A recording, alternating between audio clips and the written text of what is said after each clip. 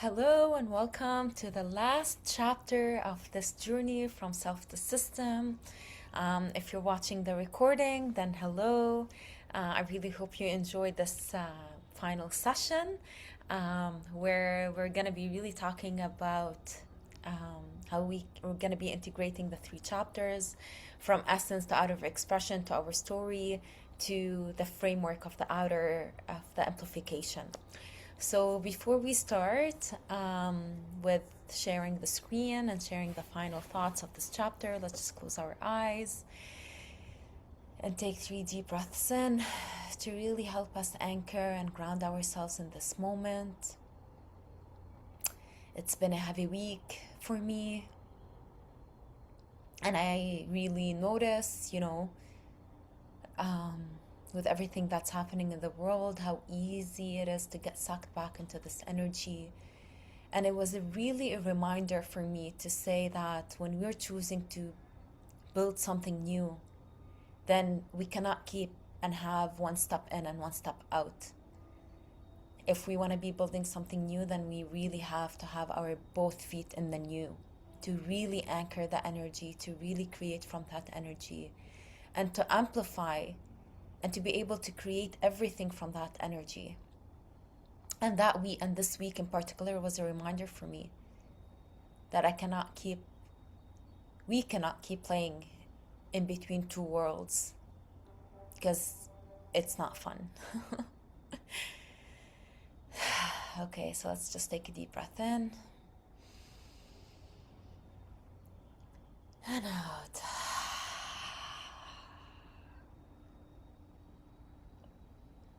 Okay, welcome.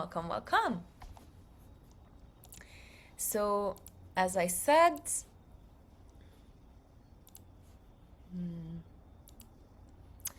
this keeps happening. I don't know why.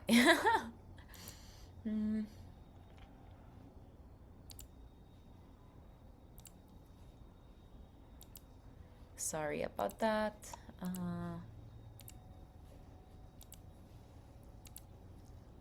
Why does I do the resume? Okay, let me try one more time. Sorry about this. It's just desktop. Let's just do that. Awesome.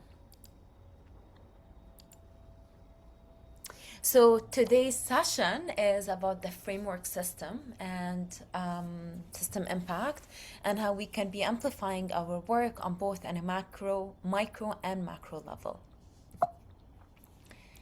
So it's important to know that when we say amplification, it doesn't necessarily mean about multiplication. It's not about the quantity of things. It's about the resonance across scales, right? So when you're in tune and in your coherence, in your own frequency, how is your frequency being amplified to resonate and to be able to magnetize other frequencies that are on the same resonance?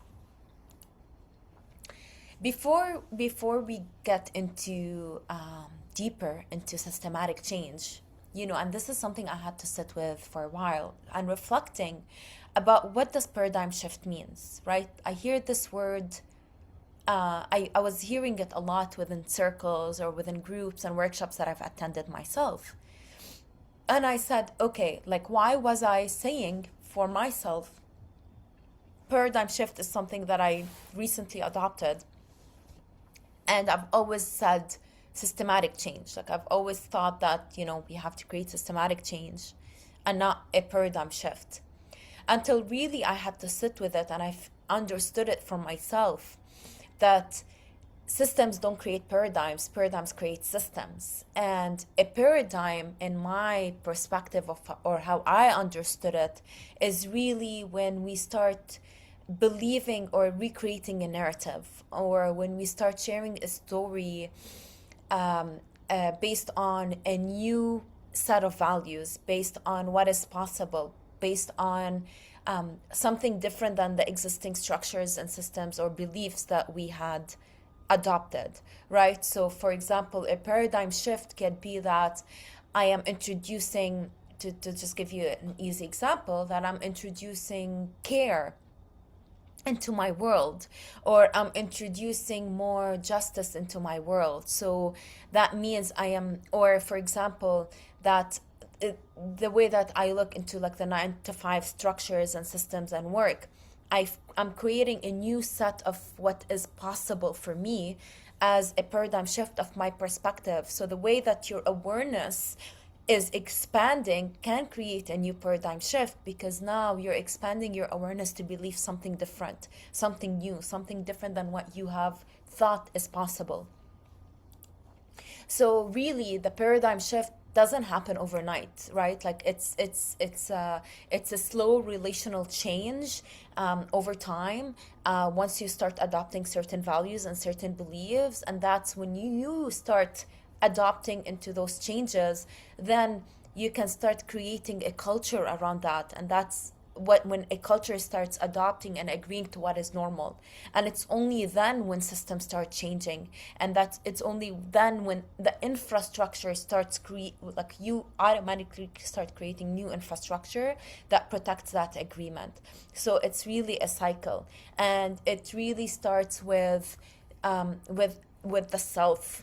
When you start creating actions that are aligned with those new beliefs, because I can come and tell you all the awareness and all the beliefs that I share or I shifted, and I can be like, oh yeah, I believe in this and I believe in that, but my actions and my story and my lived experiences are not really translated into that. So how is that shift gonna happen, right? So that's why it's important to start taking micro steps that actually align with the agreements that you're making with yourself first and foremost. And then you're going to start attracting people in your field that are also in agreement with this shift and this new narrative that they all want to believe. And then imagine the field just becomes stronger and stronger because more frequencies are within that circle. So this is where yesterday we talked about the story and how we are going to be translating the story into an actual structure. And it only happens when you start laying down those foundations and when you start living your story consistently, even if things are not here yet. But when you wake up every single day living in the reality and in the truth that already happened, and that philosophy or that idea or that vision of what can possibly happen of a system that supports your paradigm shift is actually happening, trust me, it stops becoming personal and becomes cultural, because people are going to be looking at you and they're going to see that this is possible. And then you're going to start attracting other things and magnetizing other things within your field that can actually allow people to live from the same story and from the same cultural beliefs. And then systems have to respond, right? And this is what I've been trying to really reflect on right now with what's happening in the world, all over the world. I feel like if we keep feeding the narratives and the thoughts that we need the governments or we need these structures to support us, then this is the reality that we are keep feeding into. And then the systems automatically respond to that reality of the thoughts, and we are acting based on that. We're acting as if we're powerless. We're acting as if that, we're putting our effort and our strength and our beliefs to systems outside of us that don't really resonate with us. So it's a feedback loop. It's a loop that we keep feeding. But imagine if as a collective we started saying and putting a thought right into the world to say that no, the power is with the people, the power is for the people, and we start uniting on our shared interest, our shared traumas, our shared pain, and we start living from that, then the systems automatically have to respond to this new energy that we are co-creating together. So today we're gonna be touching I'm talking about two circles that are very important when we talk about the framework. We're going to be talking about the micro lens and then a macro lens. And then the questions we ask on a micro lens are going to be different than the lenses we're going to ask on a macro lens. Because on a micro lens, we are going to be thinking about, the proximity of the people that are around you, the practices and the ripple of impact that you're already creating within those circles. On a macro level, we're going to start talking about how everything we discussed in the first 3 chapters are really impacting the systems, the cultural shifts, and creating are part of this new paradigm shift that we are co-creating with this expansion of awareness that we are having together. So we're going to start on a micro scale. So the first question we have to ask when we are on a micro scale is who, not how. We often get stuck thinking about if we have a big vision or, the story that you're able to reflect on in chapter 3, you can spend a lot of times and hours and energy thinking about how are you going to be implementing those structures or the story into the world, right? And sometimes that can get us stuck because we think that we have to have all the answers ourselves. We think that we have to think about and we have to figure it out. We have to do it all alone.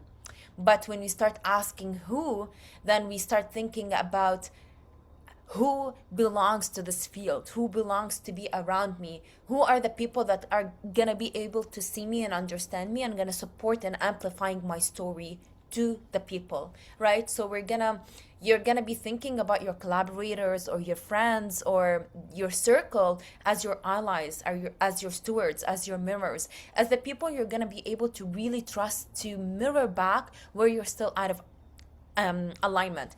Those people that are gonna be able to really believe in the vision and the story that you have to bring forward to the world and are going to support and amplifying that story. Because as I said in chapter 2, energy amplifies energy. So who you're surrounded with really, really matters. So we need to stop asking and thinking that we have to figure out everything ourselves. And if you're creating, once you write the story, and your vision and what you're trying to create, you can start creating some different branches of the different things that you need to achieve. And instead of you thinking about how you have to do it, start asking who do you want to invite into your circle that actually can take care of this branch. So you can start by thinking about your immediate circles, right? Think about your friends, your family, the rooms that you already step into, the conversations that you're shaping, and think about the type of energies that are already around you, and really be honest about it. Be honest about, it's hard to kind of lose people, but it's also important if you're really focused on what you want to be bringing forward, to understand that sometimes you have to let things go to make space for something new to enter. And aside of thinking of, the micro circle, when we think of the micro, don't also only think about the people that you're inviting in that are going to be supporting you, but also start thinking that what you are creating as of an impact on that micro scale, right? What are the tone that you're bringing into those small groups that you have or the conversations that you're having? And those are the circles where you're really practicing, let's say, the possibility of what can be created if this energy is amplified on a macro scale and becomes part of a new system change, right? When you start, let's say, when you adopt a value and you adopt a way of being and you start practicing, it's like you practice care on a micro scale, right?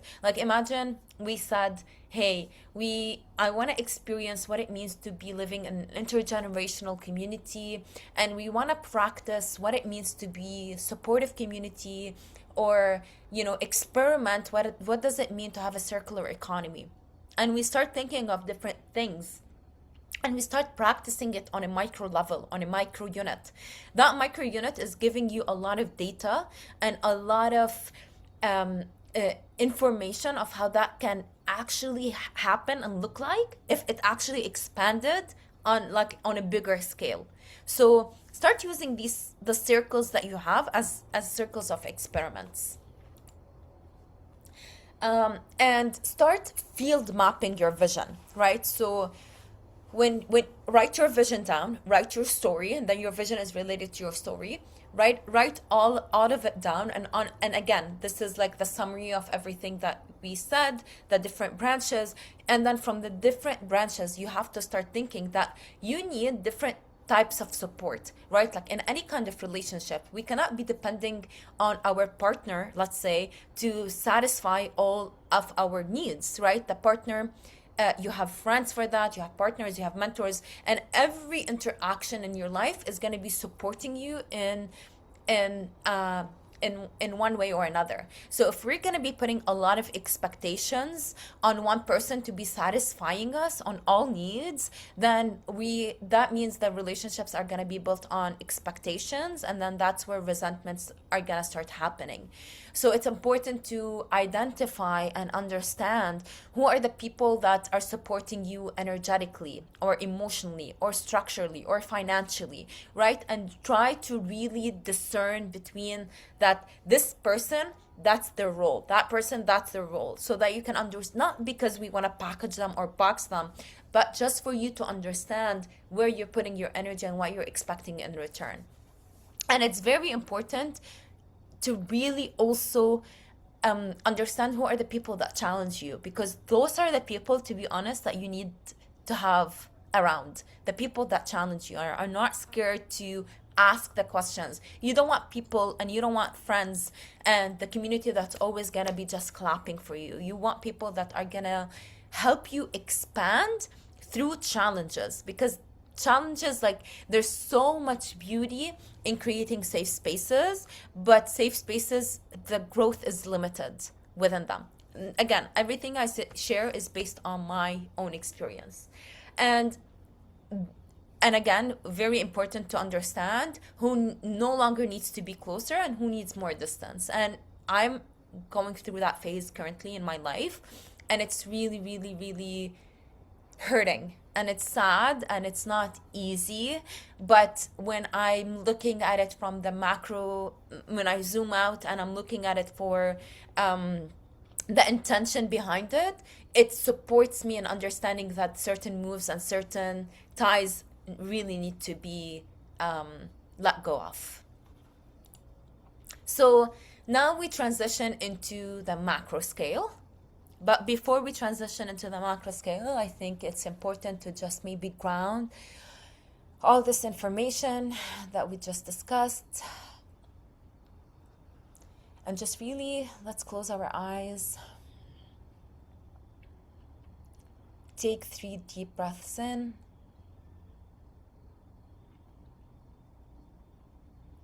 And I really want you to feel into your body with everything that was just shared. What stood out the most? And what felt unsettling for you? Do you feel that you're ready to be calling in allies, collaborators, and people into your field? Are there fears around that? Are there resistances around that? Or do you feel more worried about the ties that you need to cut?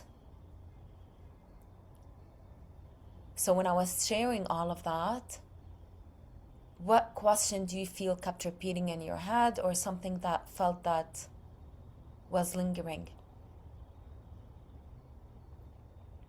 Let your body guide you.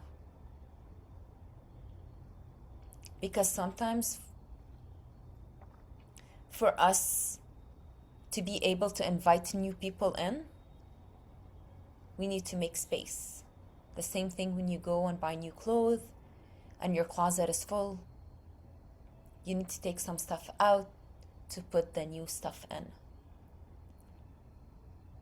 That doesn't make you a bad person.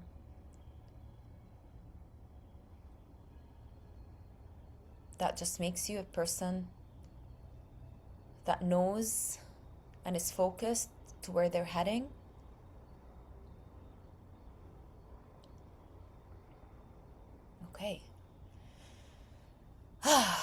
All right, thank you. So now we enter into the macro field. And I just realized that maybe I've been talking so fast, so I do apologize for that. Maybe I need to be taking my time more into allowing the words to really settle. Um, so, so yeah, we'll be entering to the macro field.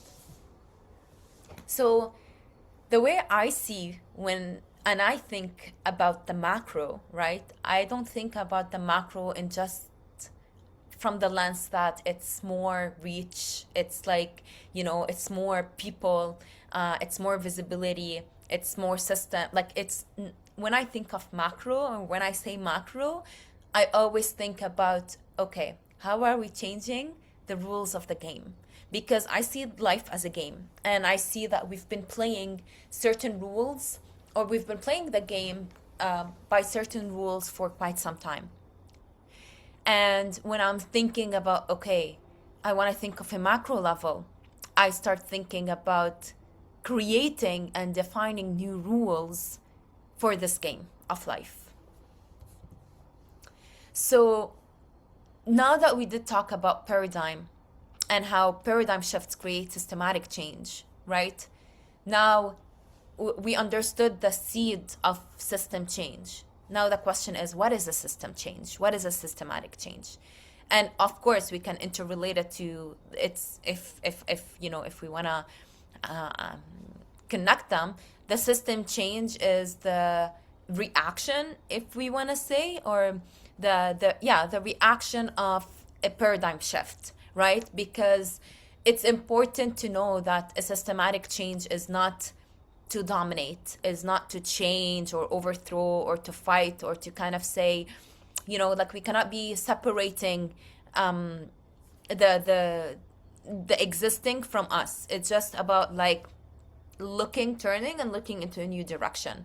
And systematic change is, the creating new behaviors that become normal. Like, I don't want you to be thinking about like the systematic change in the sense that we need to kind of be fighting the others. Just think about it, about the energies that you're putting out there, the energy of what things that should no longer need explaining, like human rights, like justices. Like, these things should not be even out for debate anymore, right? When old behaviors become uncomfortable. So when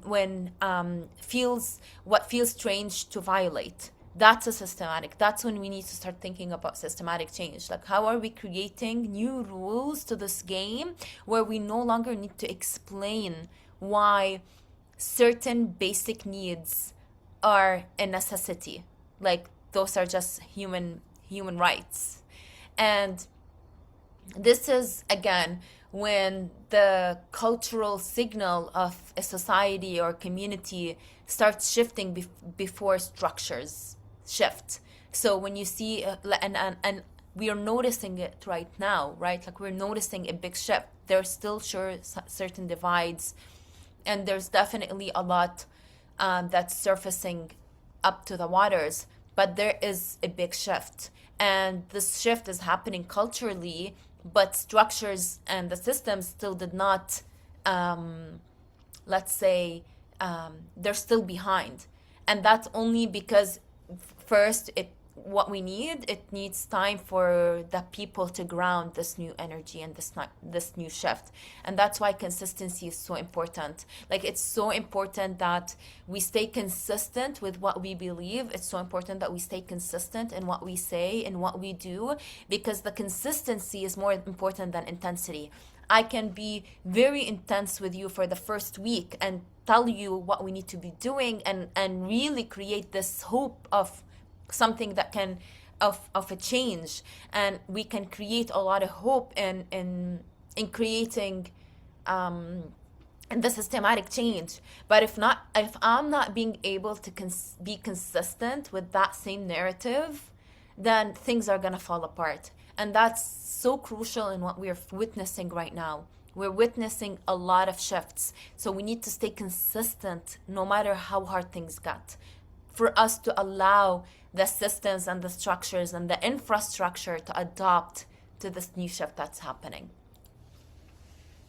And you know, it's important that I hear that a lot. I hear in a lot of the things that happen, people are always saying like, I'm just one person, right? Like, I'm just one person. What am I supposed to do? What am I supposed to change?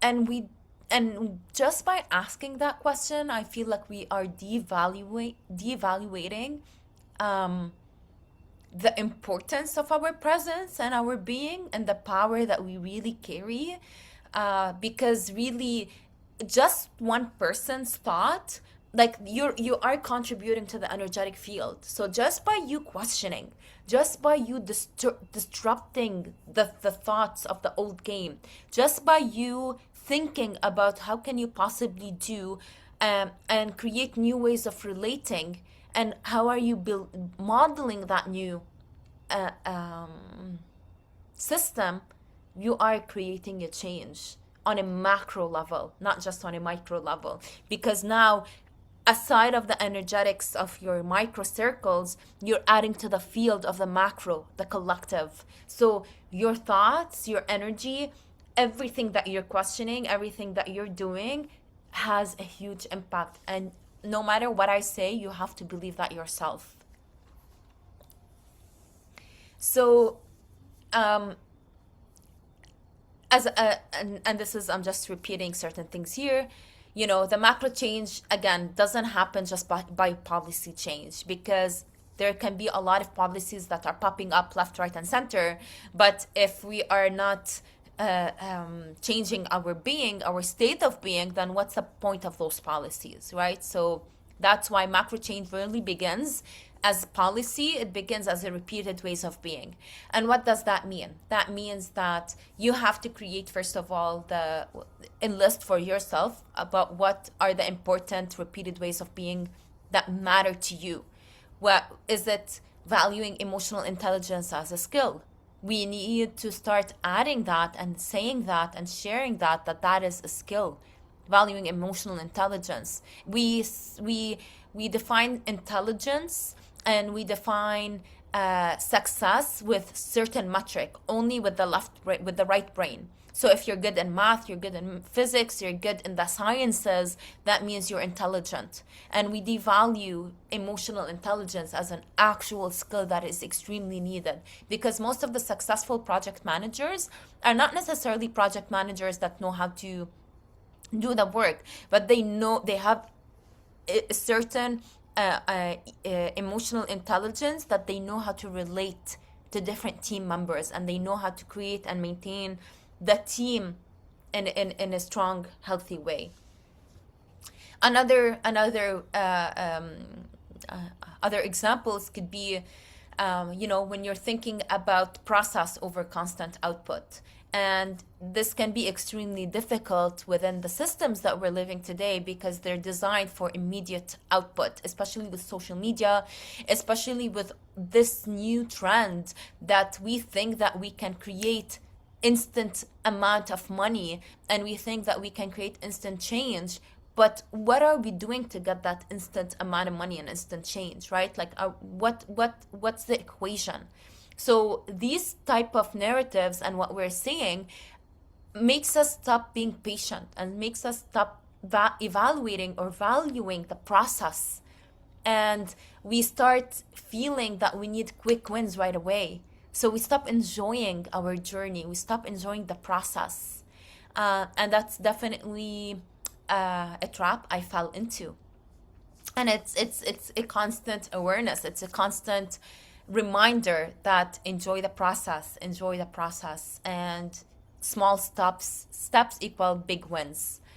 For example, another thing about, how can we be creating macro change in the small steps that we start identifying on what we're doing as a being, as simple as saying, I need time to rest, instead of apologizing for needing it. How many times have you apologized for resting? How many times did you have to defend to say, oh my God, I slept in? How many times did you feel guilty for taking a day off? So when we start believing that, that means we are creating unconsciously systems that support that thought. and that then the structures, the infrastructures, the cultures of work, the cultures of just existing reflect that belief.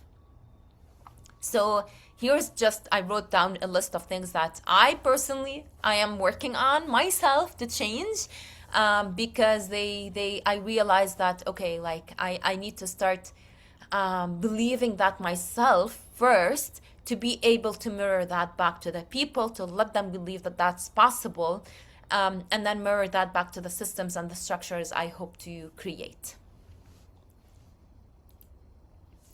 So what we practice consistently becomes a signal to the system.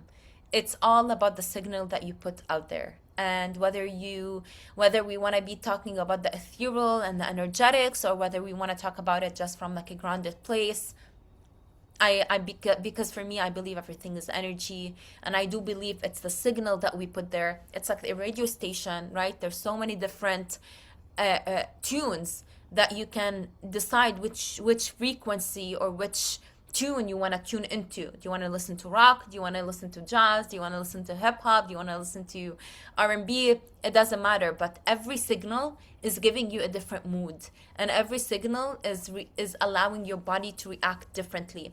So what signal are you putting out there that's going to be in resonance to one of those frequencies?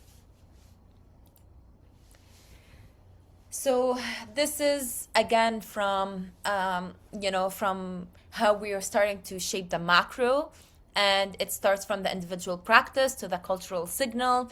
So culture is not necessarily what we say we value, because it's not about the words, or it's not just about sharing beliefs.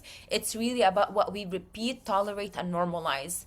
And then when we repeat certain behaviors and we say and we act based on that, then systems are going to be built to preserve those cultures.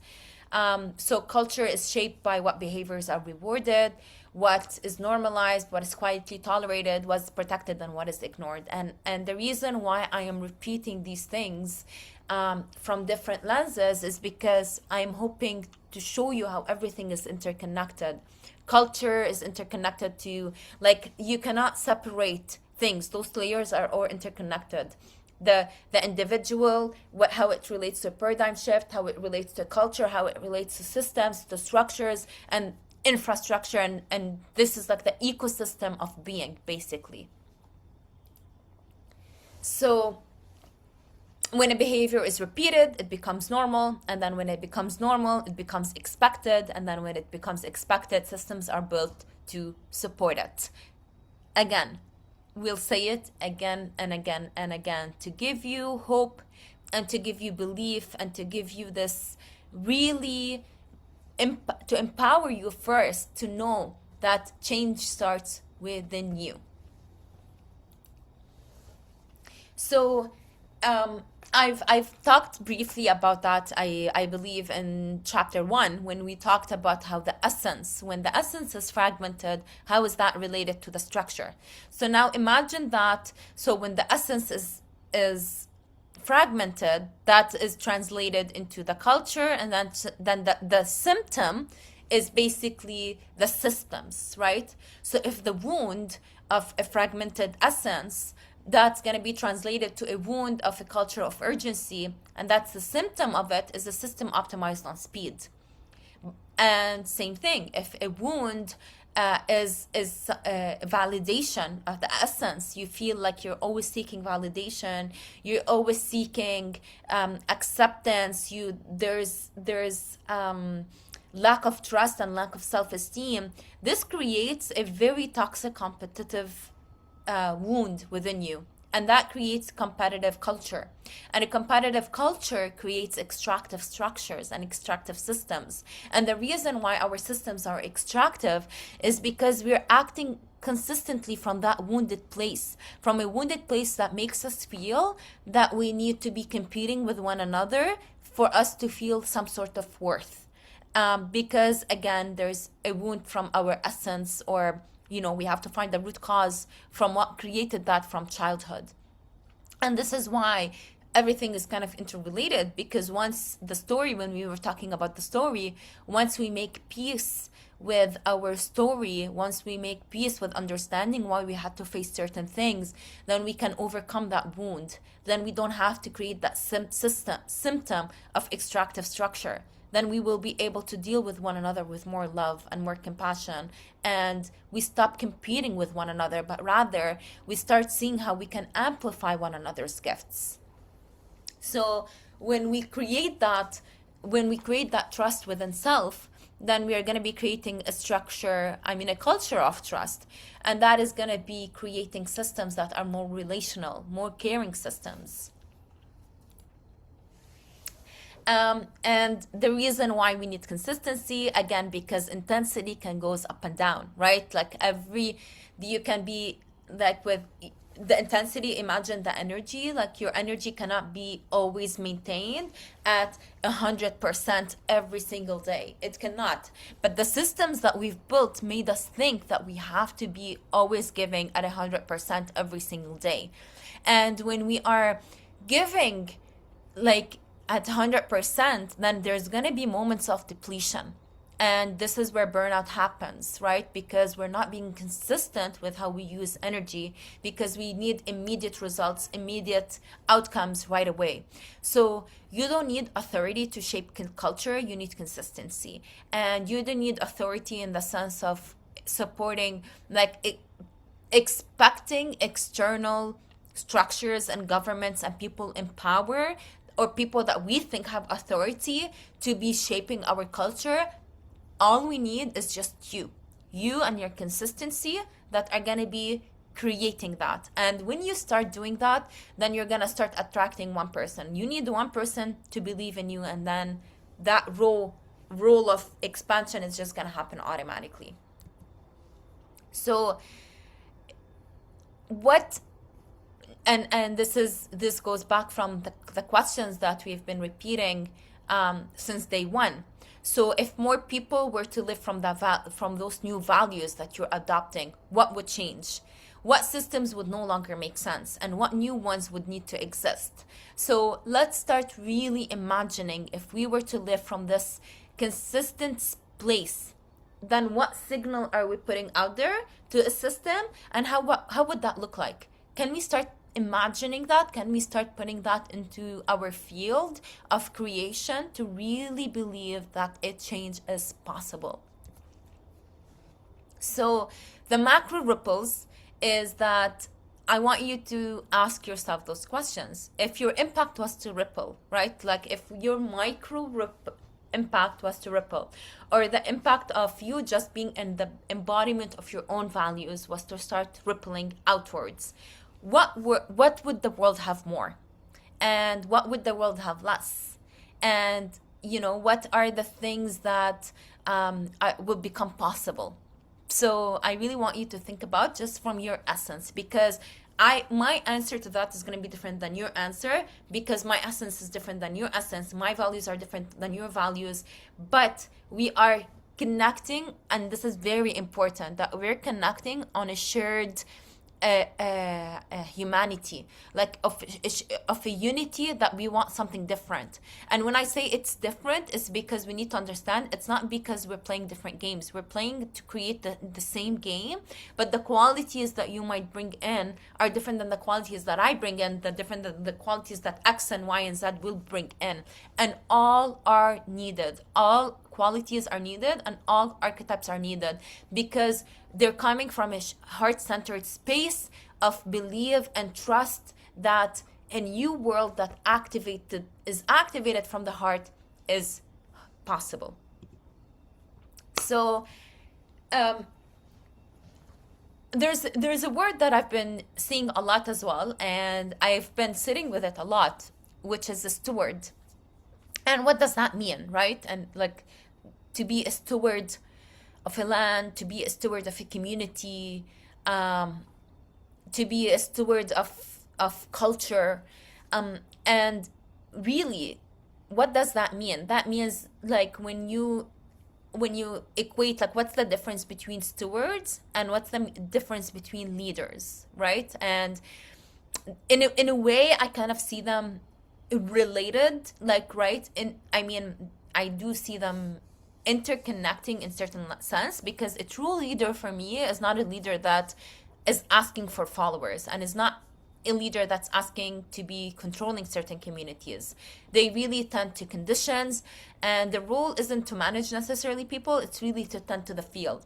So I feel, because there's such a misconception, or I don't want to say misconception, let's just say there's an the word leader, we don't have blueprints of a good leader. So when someone says he's a leader, there's automatically, I would say, discomfort in the body or mistrust that rises right away. So substituting it with steward, right? Like you're stewarding the land. What does that mean? That means that you're holding the land on behalf of that vision. It's not yours. I'm just one person that's protecting that land on behalf of something bigger than myself. So when I say I am a steward of this community, that like I am also the leader of that community, but the just again, and maybe this is something I'm still sitting with myself, and I'm trying to explore why there's like this negative relationship with leader, again, because we have very toxic blueprints of leaders. It created this let's say feeling, like negative feeling towards that word, that it just feels healthier to say steward. But again, I just put that slide in because I wanted to invite curiosity in, and I wanted to hear some perspectives of how you see these two difference and what does steward means to you. So I'll let you contemplate on that on your own time. So as we reach the end of our presentation and this 4 chapters, I hope we understand that we don't build new systems by force. We really build them by changing how we relate to ourselves and to others. And that shapes automatically how we're going to be relating to the world. And this concludes the presentation from self to system, and to show you how everything is interconnected. So we move from essence to expression to story to collective, and that is all interconnected to the system. I thank you so much for being with me in these 4 days. I know it's been a lot of information. I know that every chapter, there's a lot to digest. Every chapter is really supposed to be a month, even more worth of material and more discussion. And I tried as much as possible to compact everything into just a presentation, just to give you, let's say, a piece of the cake, and for us to really start expanding on these things, because I really believe in everything that's being created right now. This is like a framework that can be used for anything that we are creating to shape new systems together. So I just wanted to give some sort of my perception of how I've been trying to put things together. And really, I feel like my journey, if I didn't go through that myself, I would have not been able to create that. So even though, in a way, these kind of information, and really, I would say that those downloads were with me from a long time ago, I don't think I would have been able to talk about them the way I am today, because I had to live through those chapters myself for me to be able to translate all this intellectual ideas or those thoughts that I keep getting and the questions that I've been asking since I was a kid into something that I can understand more because of my lived experiences. And I feel like that's what makes something more powerful. That's what makes a story more powerful. That what makes a vision more powerful, when you start seeing the embodiment of a person in real time. So Thank you so much. And I can't wait to see you tomorrow in our integration session to see how we're going to be integrating all these chapters together and just attend to any questions or reflections that you have. I'm wishing you a very beautiful day and much love. Mwah.